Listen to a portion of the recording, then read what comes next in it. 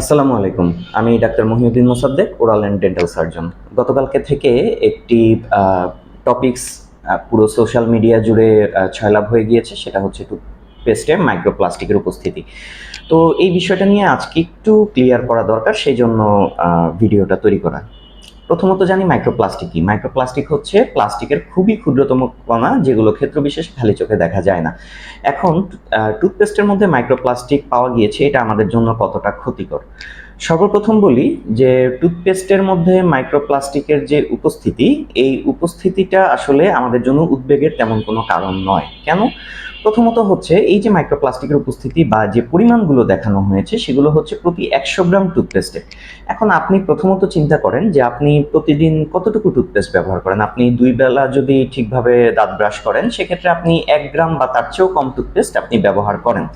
তাহলে এই যে প্রথম কথা হচ্ছে এটা, তাহলে ওই 1 গ্রাম টুথপেস্টে আসলে কতটুকু মাইক্রোপ্লাস্টিকের কণা থাকে, প্রথম কথা হচ্ছে এটা। দ্বিতীয় কথা হচ্ছে এই যে টুথপেস্ট আপনি ব্যবহার করলেন, ব্যবহার করার পরবর্তীতে আপনি কিন্তু টুথপেস্টটা খেয়ে ফেলছেন না, আপনি কিন্তু কুলির মাধ্যমে টুথপেস্টটা আপনি ফেলে দিচ্ছেন। তাহলে আপনি কিন্তু আলটিমেটলি এই মাইক্রোপ্লাস্টিকের কণাটা ইনটেক করছেন না।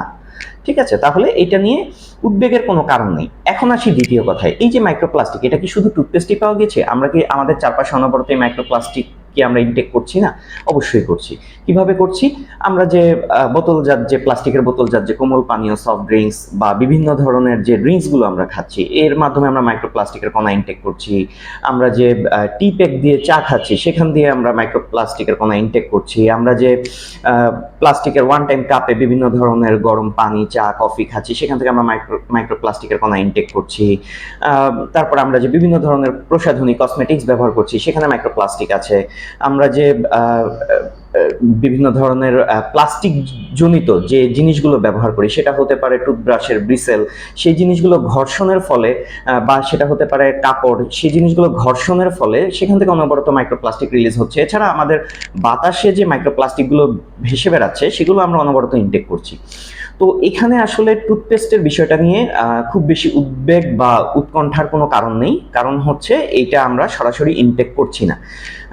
এই বিষয়টা আসলে সবার মধ্যে ক্লিয়ার করা দরকার। কারণ এই জিনিসগুলোর মাধ্যমে, উৎকণ্ঠার মাধ্যমে মানুষ যেমন দাঁতের যত্ন থেকে দূরে সরে যেতে পারে, ঠিক তেমনি বিভিন্ন ধরনের ক্ষতিকারক বা লোকাল ব্র্যান্ডের যে টুথপেস্টগুলো, যেগুলোর মধ্যে আসলে এভিডেন্স বেসড কোনো স্টাডি হয়নি, তারা তাদের প্রচারণা বিভিন্নভাবে চালাচ্ছে। আর আরেকটি বিষয় হচ্ছে, একটি মাত্র স্টাডি, সেটাকে আমরা এভিডেন্স হিসেবে ধরতে পারি না। হ্যাঁ, তবে এই যে টুথপেস্টের যে বিষয়টা, আশা করি যে কর্তৃপক্ষ আছে, তারা এই বিষয়টি নিয়ে আরো তদারকি করবে এবং এটাকে কিভাবে শূন্যের কোঠায় নামিয়ে আনা যায় সেই জন্য ব্যবস্থা গ্রহণ করবে। তো আপনারা কোনো উদ্বেগ বা উৎকণ্ঠার মাধ্যমে আপনারা আপনাদের দাঁতের যত্নকে অবহেলা করবেন না, তাহলে আপনারা এই ক্ষতির সম্মুখীন হবেন। আপনাদের দাঁত ও মুখের যে কোনো সমস্যায় ন্যূনতম বিডিএস ডিগ্রিধারী একজন ডেন্টাল সার্জনের পরামর্শ নিন, তাহলে আপনারা ভালো থাকবেন, সুস্থ থাকুন।